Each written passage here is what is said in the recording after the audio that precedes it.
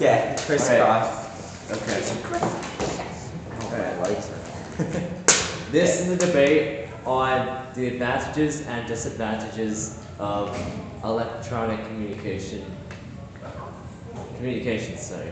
Number We will be one. starting with the advantages. Number one, it requires only a few seconds to communicate through electronic media because it supports quick transmission. Your turn?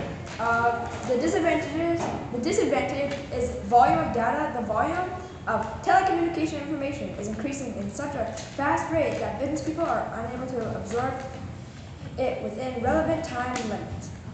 2. World coverage, wide coverage.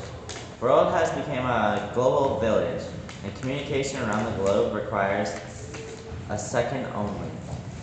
A disadvantage is legal status. Data or information in fax may be distorted and will cause zero value in the eye of law.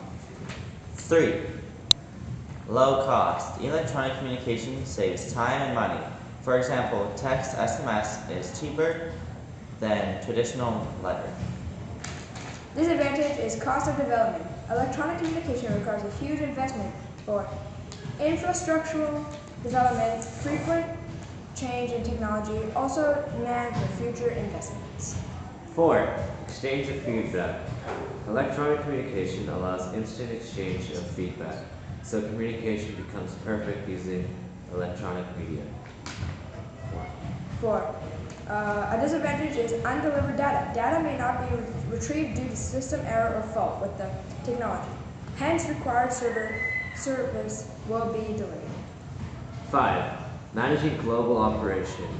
Due to advancement in electronic media, business managers can easily control operations across the globe. Video or teleconferencing, email, and mobile communications are helping managers in this regard.